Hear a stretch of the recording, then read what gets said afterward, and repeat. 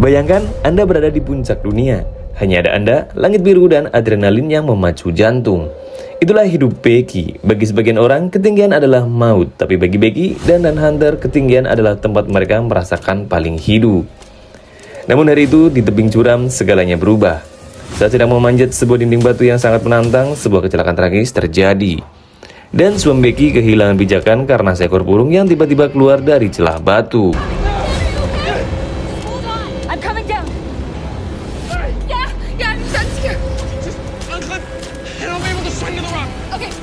Dalam hitungan detik, Dan jatuh ke jurang yang sangat dalam di depan mata kepala Becky.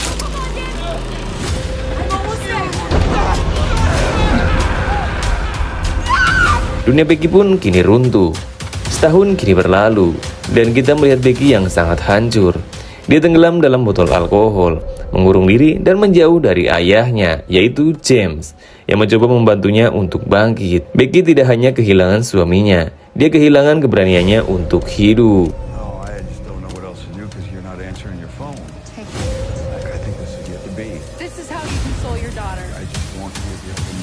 Di tengah keputusasaannya, Hunter, sahabat lama Becky yang juga ikut saat kecelakaan, dan Hunter kini adalah seorang influencer media sosial yang sukses dengan jutaan pengikutnya, yang hidupnya diisi dengan aksi-aksi ekstrim demi konten. Hunter datang dengan sebuah ide gila, memanjat menara TV tertinggi di dunia, sebuah struktur besi terbengkalai setinggi 2000 kaki atau 600 meter, di tengah gurun yang terpencil. Menara ini lebih tinggi dari Menara Eiffel, lebih tinggi dari Empire State Building. Becky, kau tidak bisa harus terus begini. Kau harus menghadapi ketakutanmu untuk bisa merelakan Dan. Rencananya sederhana, naik ke puncak, menaburkan abu jenazah dan pulang sebagai pemenang. Setelah ragu sejenak, Becky akhirnya setuju. Dia butuh penutupan. Perjalanan pun kini dimulai. Mereka berkendara menuju lokasi yang sangat terisolasi. Sepanjang jalan, kita melihat kontras antara Hunter yang ceria dan selalu memegang kamera, dengan Becky yang tampak cemas. Saat mereka tiba di kaki menara, penonton disuguhkan pemandangan yang mengintimidasi.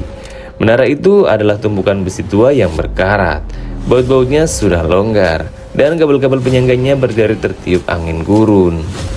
Ada tanda peringatan dilarang masuk, tapi bagi mereka itu hanyalah hiasan. Mereka pun kini mulai memanjat.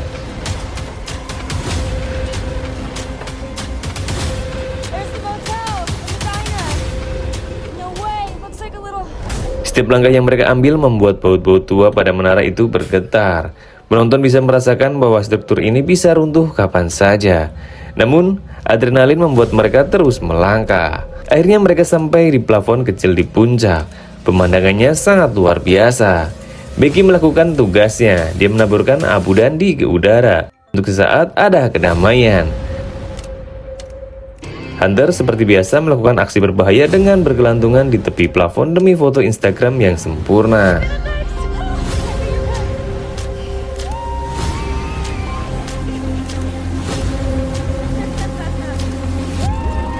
Bencana pun dimulai saat mereka hendak turun. Becky yang memulainya. Saat dia menuruni tangga pertama di bawah plafon, getaran hebat pun terjadi. Baut penahan tangga yang sudah rapuh karena usia hampir lepas. Seluruh tangga pun kini malah hancur.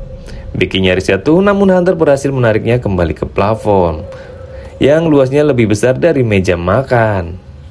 Sekarang mereka terjebak. Di bawah mereka adalah tiang polos sepanjang puluhan meter tanpa tangga, dan di bawahnya lagi adalah maut. Mari kita hitung kerugian mereka.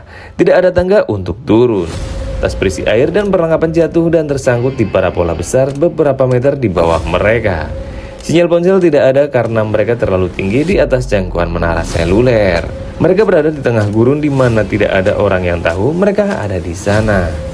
Hunter mencoba menjatuhkan ponselnya yang dibungkus dalam sepatu dengan harapan pesan darurat terkirim saat ponselnya jatuh ke area yang ada sinyalnya. Namun ponsel itu hancur saat menghantam tanah tanpa sempat mengirim pesan. Malam pertama adalah siksaan. Dingin yang menusuk dan rasa haus mulai menyerang. Di sini dinamika karakter mulai terlihat. Becky menemukan rahasia tersembunyi. Hunter memiliki tato 143 yang memiliki arti I love you. Kode yang sama yang digunakan dan untuk Becky. Sebuah pengkhianatan terungkap di ketinggian 600 meter. Hunter pernah berselingkuh dengan Dan sebelum Dan meninggal. Kelaparan dan dehidrasi membuat mereka berhalusinasi. Mereka melihat sebuah truk van di bawah dan mencoba menarik perhatian dengan menjatuhkan kacamata serta menyalakan suar yang mereka temukan di kotak darurat di puncak sana. Namun orang di bawah sana malah mencuri mobil mereka dan pergi begitu saja. Harapan satu-satunya adalah tas yang tersangkut di parabola. Hunter dengan keberanian luar biasa turun menggunakan tali pendek yang mereka miliki.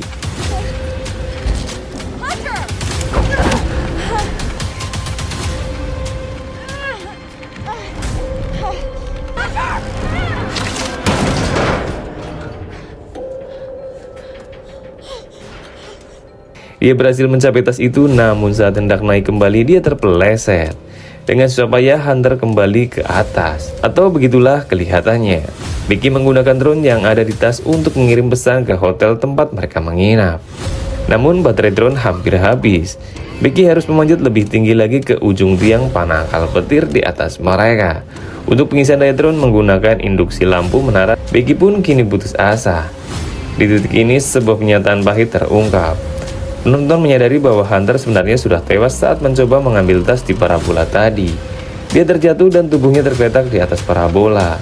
Sosok Hunter yang berbicara dengan Becky selama beberapa jam terakhir hanyalah halusinasi Becky yang menolak menerima kenyataan karena otaknya yang trauma dan dehidrasi.